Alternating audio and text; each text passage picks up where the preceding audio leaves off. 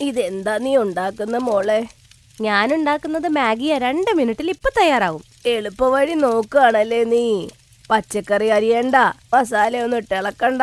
ആഹാ, എന്ത് എളുപ്പം. ഞങ്ങൾക്ക് എന്നും മാഗി തിന്നാൻ പറ്റില്ല. അമ്മ, ഇതിലിപ്പോ എന്താ തെറ്റ്? മാഗി നല്ല ടേസ്റ്റി അല്ലേ? അമ്മയ്ക്ക് എന്താ ഇത് ഇഷ്ടപ്പെടാത്തെന്ന് മനസ്സിലാവുന്നില്ല.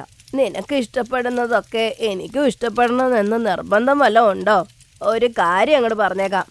ഇനി തൊട്ട് മാഗി നിനക്ക് മാത്രം ഉണ്ടാക്കിയാൽ മതി. ഞങ്ങൾക്കുള്ള ചപ്പാത്തിയും കറിയും നിനക്ക് ഉണ്ടാക്കാൻ പറ്റില്ലെങ്കിൽ ഞാൻ ഉണ്ടാക്കിക്കോളാം. ശരി, അമ്മയുടെ ഇഷ്ടം. ഇത് കഷ്ടമാണിത്. മരുമോൾ ഉണ്ടായിട്ട് ഞാൻ തന്നെ ചപ്പാത്തി ഉണ്ടാക്കണം. ഈ ദിവസത്തിനാണോ ഞാൻ കാത്തിരുന്നേ? കമലയ്ക്ക് ആഹാരം ഉണ്ടാക്കാൻ മടിയായിരുന്നു. അവൾക്ക് വേണ്ടി മാഗി ഉണ്ടാക്കും. അമ്മായിയമ്മ അവർക്ക് ചപ്പാത്തി ഉണ്ടാക്കും. കമല, നീ എന്തിനാണ് എല്ലാ ദിവസവും മാഗി ഉണ്ടാക്കുന്നേ? ചപ്പാത്തി കറി ഉണ്ടാക്കൂ, എന്നാലേ മനസ്സിനൊരു സുഖം കിട്ടൂ. എനിക്ക് മാഗി കഴിക്കാൻ ഇഷ്ടമാ. കല്യാണത്തിന് മുമ്പ് ഞാൻ മാഗി കഴിക്കുമായിരുന്നു. എനിക്ക് ചപ്പാത്തിയും കറിയും ഇഷ്ടമേ അല്ല. അതുകൊണ്ടാണ് ഞാൻ ഇവിടെ മാഗി ഉണ്ടാക്കി കഴിക്കണേ. നിങ്ങൾക്ക് മാഗി ഇഷ്ടമല്ലാത്തത് ഇപ്പൊ ഞാൻ എന്ത് ചെയ്യാനാ? എനിക്കാണെങ്കിൽ ആഹാരം വെക്കണ ഇഷ്ടമല്ല.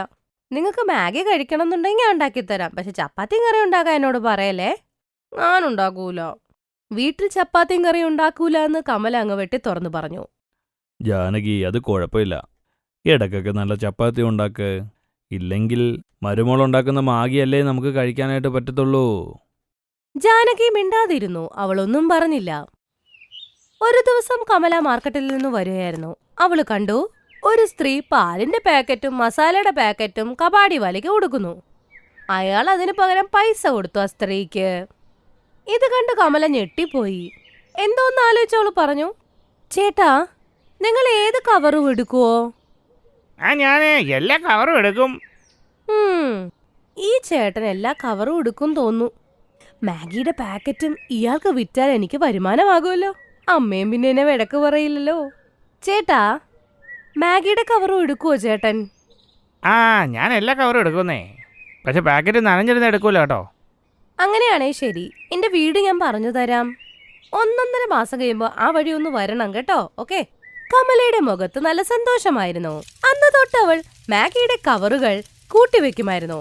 കമല മാഗി ഉണ്ടാക്കുന്ന സമയം അതിന്റെ കാലി കവറുകൾ മാറ്റിവെക്കുമായിരുന്നു. ഒരു ദിവസം അടുക്കള ക്ലീൻ ചെയ്യുന്ന സമയത്ത് അമ്മായിയമ്മ തറയിൽ കിടക്കുന്ന മാഗിയുടെ കവർ കാണും. അപ്പൊ കമല വരും. അമ്മേ, മാഗിയുടെ കവറ് ചവറിലിടല്ലേ, ഇത് ഞാൻ കൂട്ടിവെക്കുക. ബെസ്റ്റ്. ആദ്യം മാഗി ഉണ്ടാക്കി തിന്നുമായിരുന്നു. ഇനിയിപ്പോ ഇതിന്റെ കവറും കൂടെ പുഴുങ്ങി തിന്നാനാണോ? അതേന്നെ, ഒന്ന് കേൾക്ക് ചേട്ടാ. എടാ രമേശേ. എന്തു പറ്റിയമ്മ?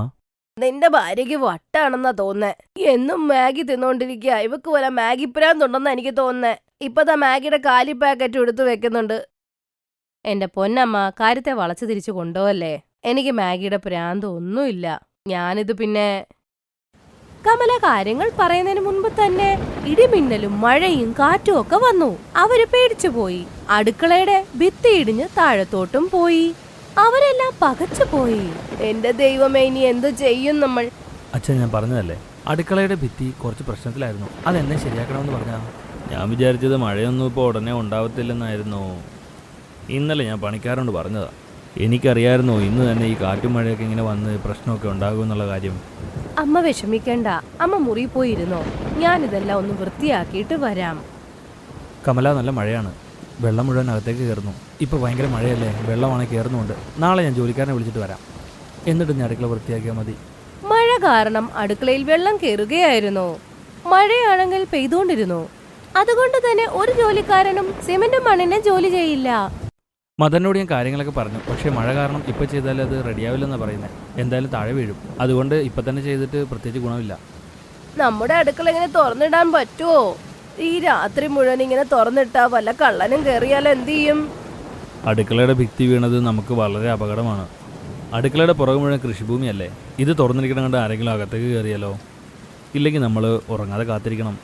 എല്ലാവരും വിഷമത്തിലായിരുന്നു. പക്ഷെ കമല മാത്രം ചിന്തിക്കുകയായിരുന്നു. അവൾ ഭർത്താവിന്റെ അടുത്തുനിന്ന് ഫോൺ വാങ്ങി. എന്നിട്ട് ഫോണിൽ ഈ കാര്യത്തിൽ നിന്ന് എങ്ങനെ രക്ഷപ്പെടാം എന്ന് നോക്കിക്കൊണ്ടിരുന്നു. അപ്പോഴവൾ നോക്കുമ്പോ കുറെ പേര് ചാക്കും കവറും കൊണ്ടൊക്കെ ഭിത്തി ഉണ്ടാക്കുന്നു. അതുകൊണ്ട് കുറച്ചു നേരത്തെ മഴയിൽ നിന്നും ആശ്വാസം കിട്ടുമെന്ന്. കള്ളന്മാര് കയറുമെന്നൊരു പേടിയും വേണ്ടല്ലോ. എന്നാൽ ഞാനും ഇതുപോലത്തെ ഭിത്തി ഉണ്ടാക്കിയാലോ? രാത്രിയിലെ പ്രശ്നം അങ്ങ് തീരുവല്ലോ. പക്ഷേ അതിനുവേണ്ടി എനിക്ക് അങ്ങനത്തെ കുറച്ച് സാധനങ്ങൾ ആവശ്യമുണ്ട്. ഭിത്തിയാക്കാൻ പറ്റിയ നല്ല സാധനം എന്താ ഉള്ളേ? അപ്പോഴാണ് കമലയുടെ കണ്ണുകൾ മാഗിയുടെ പാക്കറ്റിലോട്ട് പോയത്. അങ്ങനെ അവൾക്ക് ഐഡിയ കിട്ടി. ഞാൻ ഈ മാഗിയുടെ കാലി പാക്കറ്റ് കൊണ്ട് ഭിത്തി ഉണ്ടാക്കും. അതിന് ഞാൻ ചെയ്യേണ്ടത് കാലിക്കവറെല്ലാം ഒരുമിച്ചാക്കണം. ഇത്തിരി പാടാണെങ്കിലും കുഴപ്പമില്ല, എനിക്ക് ചെയ്യാൻ പറ്റും. ആദ്യം ഞാൻ ഈ മാഗി കവറുകളെല്ലാം ഒട്ടിച്ച് വെക്കണം, എന്നാലല്ലേ ഇത് ഭിത്തിയാക്കാൻ പറ്റുള്ളൂ. തയ്യൽ മെഷീൻ എൻ്റെ അടുത്ത് ഇല്ലല്ലോ. സൂചിയും നൂലും കൊണ്ട് നമുക്കിത് ചേർത്തെടുക്കാം. അവൾ മാഗിയുടെ പാക്കറ്റുകൾ ഓരോന്നായിട്ട് സൂചിയും നൂലും കൊണ്ട് കോർത്തെടുത്തു. ഈ കാലിക്കവറും കൊണ്ട് നീ എന്ത് ചെയ്യാ? ഭിത്തി ഉണ്ടാക്കുകയാ. കമല, നിനക്ക് കുഴപ്പമൊന്നുമില്ലല്ലോ അല്ലേ? ഈ പാക്കറ്റ് കൊണ്ട് ഭിത്തി എങ്ങനെ ഉണ്ടാക്കും? ആഹാ, ആദ്യം അടുക്കള മാഗി ഉണ്ടാക്കി തിന്നുകൊണ്ടിരുന്നു. ഇന്ന് മാഗിയുടെ കവർ കൊണ്ട് ഭിത്തി ഉണ്ടാക്കുന്നോ? അതെ അച്ഛാ, ഞാനൊരു ഐഡിയ ചെയ്യാൻ പോവാ. നമ്മളെ മഴയിൽ നിന്ന് രക്ഷപ്പെടുത്താൻ ഇത് നല്ലതാ. അയ്യോ, അറിയില്ലേ ഇനി എന്ത് തോന്നിവാസം ഇവള് ചെയ്യുന്നേ. കമല അവിടെ ജോലി ചെയ്തോണ്ടിരുന്നു. മാഗിയുടെ ഓരോ കാലി പാക്കറ്റുകൾ അപ്പുറത്തും ഇപ്പുറത്തും മേളിലും താഴെയൊക്കെ ചേർത്തെടുത്തു. വലിയൊരു പുതപ്പിന്റെ രീതിയിൽ തന്നെ അത് മാറി. കാണുമ്പോ എന്തോ പോലെ തോന്നുമെങ്കിലും കമലയുടെ ഐഡിയ ഒട്ടും മോശമല്ലായിരുന്നു. കുറച്ചു നിമിഷം കൊണ്ട് തന്നെ കമല നല്ലൊരു പാനൽ ഉണ്ടാക്കി. പൊളിഞ്ഞു പോയ ഭിത്തിയെ അത് മറയ്ക്കാൻ ധാരാളമായിരുന്നു. ഇഷ്ടിക കൊണ്ടുണ്ടാക്കുന്ന ഭിത്തി പോലെ അല്ലെങ്കിൽ പോലും അത് കാറ്റും മഴയും തടയാനായി അത് ഉപയോഗിക്കാമായിരുന്നു. ഇനി ഇതങ്ങോട്ട് അവിടെ ഇട്ടാ മതി. അമ്മയച്ഛനും രമേശും അവളെ സഹായിച്ചു. അവരെല്ലാരും കൂടെ ചേർന്ന് മാഗിയുടെ ഉണ്ടാക്കിയ പാനൽ ആ പൊളിഞ്ഞു കിടന്ന ഭിത്തിയുടെ അവിടെ അങ്ങ് തൂക്കിയിട്ടു. എനിക്ക് വിശ്വസിക്കാനാവുന്നില്ല. മാഗിയുടെ കാലിക്കവറും കൊണ്ട് ഒരു ഭിത്തി തന്നെ ഉണ്ടാക്കി നീ. എന്റെ മരുമകള് നല്ല ബുദ്ധിശാലിയാണ്. ഞാൻ നിന്നെ മടിച്ചായിട്ടാ കണ്ടിരുന്നത്. കൊള്ളാലോ മരുമോളെ, ഇതിപ്പോ നല്ലപോലെ അടഞ്ഞിട്ടുണ്ടല്ലോ. ഇതുകൊണ്ട് മഴവെള്ളം അകത്ത് കയറുന്നത് നിന്നല്ലോ. അതെ കമല, നിന്റെ ഐഡിയ വളരെ നന്നായിട്ടുണ്ട്. ഞാൻ ഒരിക്കലും കരുതിയില്ല ഈ കാലി പാക്കറ്റ് കൊണ്ട് ഇത്രയും ഉപകാരം ഉണ്ടാവുന്നു. അതുകൊണ്ടല്ലേ നിങ്ങളുടെ ഫോൺ മേടിച്ചത്? ഫോണിൽ ഞാൻ ഇതുപോലത്തെ കാര്യങ്ങളൊക്കെ കാണാറുണ്ടേ. മാഗിയുടെ കാലിക്കവർ ഉപയോഗമായില്ലേ? അല്ല, ഒരു കാര്യം ചോദിക്കാൻ വിട്ടു. നീ എന്തിനാ മാഗിയുടെ കാലിക്കവറ് കൂട്ടി വെച്ചോണ്ടിരുന്നേ? കമല അമ്മായിയമ്മോട് എല്ലാ കാര്യം പറഞ്ഞു. ഇപ്പൊ ഈ പാക്കറ്റ് മുഴുവൻ വൃത്തികേടായില്ലേ, നനഞ്ഞും പോയില്ലേ, ഇനി എന്ത് ചെയ്യും? ഇതിനി വിൽക്കാൻ പറ്റില്ല. അമ്മ, എനിക്ക് ഈ പാക്കറ്റിന്റെ വില കിട്ടിക്കഴിഞ്ഞു. ആവശ്യമുള്ള സമയത്ത് പ്രയോജനപ്പെടണം, എന്നാലല്ലേ അതിന്റെ ഫലമുള്ളൂ. ഞാൻ സത്യല്ലേ അമ്മ പറഞ്ഞത്? കമല പറഞ്ഞത് കേട്ട് എല്ലാവർക്കും ചിരി വന്നു. കമലയുടെ അമ്മായിയമ്മയ്ക്ക് മനസ്സിലായി, പേരിന് മാത്രമാണ് മടിച്ചവൾ, പക്ഷെ നല്ല ബുദ്ധിയുള്ളവളായിരുന്നു കമല.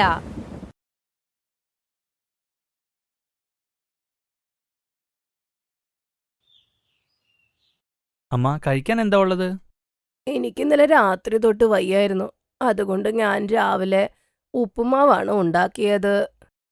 അതെ നവ്യ കൊച്ചേ, അമ്മക്ക് വയ്യെന്നറിഞ്ഞിട്ട് നീ എന്താ അമ്മേനെ സഹായിക്കാതിരുന്നത്? നിനക്കെന്താ ആഹാരം വെച്ചുകൂടായിരുന്നോ? ചേട്ടാ, എനിക്ക് എക്സാം ആണ്. രാത്രി മുഴുവൻ കുത്തിയിരുന്ന് പഠിക്കുമായിരുന്നു, പിന്നെ എങ്ങനെ ഉണ്ടാക്കാനാ? അതൊരു കാര്യമില്ല. എല്ലാ ദിവസവും വാരി വലിച്ച് കഴിച്ചിട്ടല്ലേ ഞങ്ങൾ ഓഫീസിൽ പോകാറുള്ളത്. ആ, അത് തന്നെ. ഞാനും കടയിലോട്ട് പോകുന്നില്ലേ.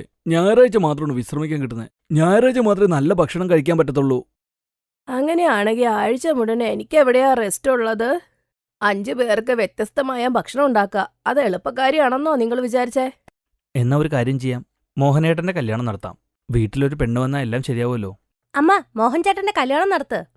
അതിനുശേഷം മധുവും രാജേന്ദ്രനും മോഹന് വേണ്ടി പെണ്ണു നോക്കാൻ പോയി. അങ്ങനെ അവർക്ക് കിട്ടി മഹിമ. മഹിമ നന്നായിട്ട് പാചകം ചെയ്യുമായിരുന്നു. അങ്ങനെ കുറെ ദിവസം കഴിഞ്ഞ് മഹിമയുടെയും മോഹന്റെയും വിവാഹം നടന്നു. മഹിമ മൂത്ത മരുമകളായിട്ട് വീട്ടിലേക്ക് വന്നു. കുറച്ചു ദിവസങ്ങൾക്ക് ശേഷം, അമ്മ നോക്ക്, ഞാൻ ഇഡ്ഡലിയും ദോശയും ഉണ്ടാക്കിയിട്ടുണ്ട്.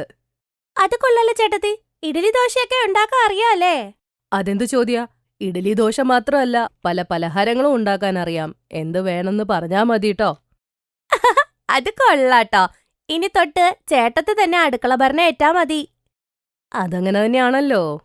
മഹിമയ്ക്ക് അറിയില്ലായിരുന്നു അവള് കുരിശിനെയാണ് തലേ കയറ്റി വെച്ചതെന്ന്. കല്യാണം കഴിഞ്ഞതല്ലേ ഉള്ളൂ, അതുകൊണ്ട് സന്തോഷത്തോടെ പാചകം ചെയ്തു അവൾ. അവൾക്ക് നല്ല പ്രശംസയും കിട്ടാൻ തുടങ്ങി. ആ കൊള്ളാലോ മോളെ, നല്ല അലുവയാണല്ലോ ഉണ്ടാക്കിയിരിക്കുന്നത്. ഈ പ്രശംസയൊക്കെ കുറച്ചു ദിവസം കേൾക്കാനേ രസമുണ്ടായുള്ളൂ. കാരണം അവൾക്ക് വയ്യാണ്ടായി തുടങ്ങി. ഭർത്താവിന്റെ വീട്ടുകാർക്ക് ഇഷ്ടമുള്ള ഭക്ഷണം ഉണ്ടാക്കി കൊടുക്കുക, അതുതന്നെയായിരുന്നു അവളുടെ എന്നത്തെയും ജോലി. ഒരു ദിവസം, ചേട്ടത്തി, നാളെ അവധിയാണ് എല്ലാവർക്കും. നാളെ എന്ത് സ്പെഷ്യലാ ഉണ്ടാക്കുന്നേ? ആലോചിക്കുന്നത്, എല്ലാവർക്കും ഉപ്മാവ് ഉണ്ടാക്കി തരട്ടെ? ഉപ്പുമാവ് കഴിക്കണ സാധനമാണോ? എന്തെങ്കിലും സ്പെഷ്യൽ ഉണ്ടാക്കുന്നേ? പരിപ്പോടെ ഉണ്ടാക്കാറിയോ ചേട്ടത്തിക്ക്? ആ അറിയാം. അങ്ങനെയാണെങ്കിൽ പരിപ്പോട. അങ്ങനെയാണെങ്കിൽ കുറച്ച് സമൂസയും കൂടെ ഉണ്ടാക്കിക്കോളൂ. ഇതും കൂടെ കേട്ടപ്പോ അവള് ചുമ്മാ കള്ളച്ചിരി ചിരിച്ചുപോയി. അവളുടെ മനസ്സിൽ ശരിക്കും വിഷമമായിരുന്നു. ഞായറാഴ്ചയല്ലേ, കുറച്ച് ഉറങ്ങി എണീറ്റ് റെസ്റ്റ് എടുക്കാമെന്ന് കരുതിയതായിരുന്നു. വ്യത്യസ്തമായ ഭക്ഷണം ഉണ്ടാക്കാൻ വേണ്ടി പാവം അവൾ എന്നും വെളുപ്പിനെ 4 മണിക്ക് എണീറ്റ് തുടങ്ങുമായിരുന്നു. എണീറ്റപടിയെ അടുക്കളയിൽ തന്നെ 3-4 മണിക്കൂറിന് ശേഷം 10 തര വിഭവങ്ങൾ എല്ലാവർക്കും വേണ്ടി ഉണ്ടാക്കി. ആ കൊള്ളാം, അടിപൊളിയായിട്ടുണ്ട് ചേട്ടത്തി, കിടു. മഹിമ, ഇത് കുറെ ഉണ്ടല്ലോ കഴിക്കാനായിട്ട്. അടിപൊളിയായിട്ടുണ്ട്. ഒരാള് പായസമാണെങ്കിൽ ഒരാള് പരിപ്പുവട, ഒരാള് വട. പാതി ഉറക്കത്തിൽ വന്ന് എല്ലാം ചെയ്യുമായിരുന്നു. അങ്ങനെ ഒരു ദിവസം. എത്ര ദിവസം കഴിഞ്ഞ എത്ര നല്ല ഭക്ഷണം കിട്ടിയേ? എല്ലാ ഞായറാഴ്ച ഇതുപോലെ ഒന്ന് കിട്ടിയ രസമായിരിക്കും. അത് ശരിയാ, നല്ല രസമാണ്. ഭർത്താവിന്റെ വീട്ടുകാരുടെ മുമ്പിൽ അവളൊന്നും മിണ്ടിയില്ല. പക്ഷെ അവളുടെ മനസ്സിൽ ഭർത്താവിനെങ്ങാനെ കയ്യിൽ കിട്ടിയ പപ്പടാക്കാനുള്ള ദേഷ്യമുണ്ടായിരുന്നു. അങ്ങനെ അതിനുശേഷം എല്ലാ ഞായറാഴ്ചയും അവൾക്ക് 10 വിഭവങ്ങൾ ഉണ്ടാക്കേണ്ടി വരുമായിരുന്നു. ഒരു ശനിയാഴ്ച രാത്രി. അതെ മഹിമ, എന്തുപറ്റി? എന്താണ് നെറ്റിയിലൊക്കെ തുണി വെച്ചിരിക്കുന്നേ? എനിക്ക് പനിയാണ്, മേല് വേദനിക്കുന്നു. ഓ ആണോ? ഓക്കെ, കുഴപ്പമില്ല. ഞാൻ നിനക്കിപ്പോൾ മരുന്ന് തരാം. മരുന്ന് കഴിച്ചിട്ട് കിടന്ന് ഉറങ്ങാൻ നോക്കേ. നാളെ ഞായറാഴ്ചയല്ലേ, രാവിലെ എഴുന്നിട്ട് ഭക്ഷണമൊക്കെ ഉണ്ടാക്കാനുള്ളതാ. നിക്ക്, ഞാൻ നിന്റെ പനിയൊന്ന് നോക്കട്ടെ. തെർമോമീറ്ററിലെ പനിയൊന്നും കാണിച്ചില്ല. അത് കണ്ട് കണ്ടോ, മരുന്ന് കഴിച്ചതിൻ്റെ ഫലം കണ്ടോ? ദാ ഇപ്പം നിനക്ക് പനിയേ ഇല്ല. ശരി, ഞാൻ ഉറങ്ങട്ടെ. Good night. മഹിമയുടെ ഐഡിയ ഒന്നും വർക്കായതുമില്ല. രാവിലെ എണീറ്റ് 10 വിഭവങ്ങൾ ഉണ്ടാക്കാനും തുടങ്ങി. മഹിമനെ എല്ലാവരും പ്രശംസിച്ചു. പക്ഷെ മഹിമയ്ക്ക് ഇതൊന്നും ഇഷ്ടാവുന്നുണ്ടായിരുന്നില്ല. അടുത്ത ആഴ്ച വെള്ളിയാഴ്ച ദിവസം. ഇപ്രാവശ്യം ഞാൻ ഭക്ഷണം ഉണ്ടാക്കൂല. അമ്മ വീട്ടിൽ പോയാലോ? എനിക്ക് അമ്മേനെ കാണാൻ കൊതിയായെന്ന് പറയാം. മോഹൻ ജോലി കഴിഞ്ഞു വന്നപ്പോ മഹിമ ആകെ വിഷമിച്ച് നിൽക്കുകയായിരുന്നു. അവളെ അങ്ങനെ കണ്ട്, എന്തുപറ്റി മഹിമ? എന്താ ഇത്ര വിഷമം? ഒന്നുമില്ല. അത് പിന്നെ എന്നോട് പറ, എന്താ കാര്യം? എനിക്ക് അമ്മയെ കാണാൻ തോന്നുന്നു. കുറെ നാളായില്ലേ നീ അമ്മയൊക്കെ കാണാൻ പോയിട്ട്? അച്ഛനും അമ്മയൊന്ന് കാണാൻ കൊതിയാവുന്നു എനിക്ക്. നീ വിഷമിക്കണ്ട, ഞാൻ എന്തെങ്കിലും ചെയ്യാം. അടുത്ത ദിവസം മോഹൻ മഹിമയുടെ വീട്ടിൽ പോയി അവളുടെ അച്ഛനും അമ്മേനെയും വീട്ടിലോട്ട് കൊണ്ടുവന്നു. മഹിമ, ഇത് ആരൊക്കെയാൻ നോക്കൂ. ദാ ഇപ്പൊ നിന്റെ അച്ഛനും അമ്മയും ഇവിടെ വന്നില്ലേ? ഇന്ന് രാത്രി ഇവർ ഇവിടെ തന്നെയല്ലേ താമസിക്കുന്നേ? നാളെ രാവിലെ നല്ല ഭക്ഷണമൊക്കെ ഉണ്ടാക്കി കൊടുക്ക്. നിനക്ക് സന്തോഷമായില്ലേ? മഹിമയ്ക്കാണെങ്കിൽ അവളെ കെട്ടിയവനെടുത്ത് ഒരൊറ്റ അടി വയ്ക്കാൻ തോന്നുമായിരുന്നു. ഞായറാഴ്ചയായിട്ട് അവള് 6 പേർക്കല്ല 8 പേർക്ക് ഭക്ഷണം ഉണ്ടാക്കേണ്ടി വരും. അങ്ങനെ ഒരു ദിവസം അവളുടെ ക്ഷമയൊക്കെ കെട്ട് അവള് ഭർത്താവിനോട് ദേഷ്യത്തോടെ പറഞ്ഞു, നോക്ക്, എന്നെ കൊണ്ടൊന്നും പറ്റില്ല. എല്ലാ ഞായറാഴ്ചയും 10 വിഭവങ്ങൾ ഉണ്ടാക്കണം, പറ്റില്ല. അതിന് നീ ഇങ്ങനെ ദേഷ്യപ്പെടുന്ന എന്തിനാ? നമുക്കിത് എന്തെങ്കിലും വഴി ഉണ്ടാക്കാം. മോഹൻ ഇക്കാര്യം അച്ഛനും അമ്മോടും പറഞ്ഞു. കുറച്ചു ദിവസങ്ങൾക്ക് ശേഷം അനിയന്റെ കല്യാണം നടന്നു.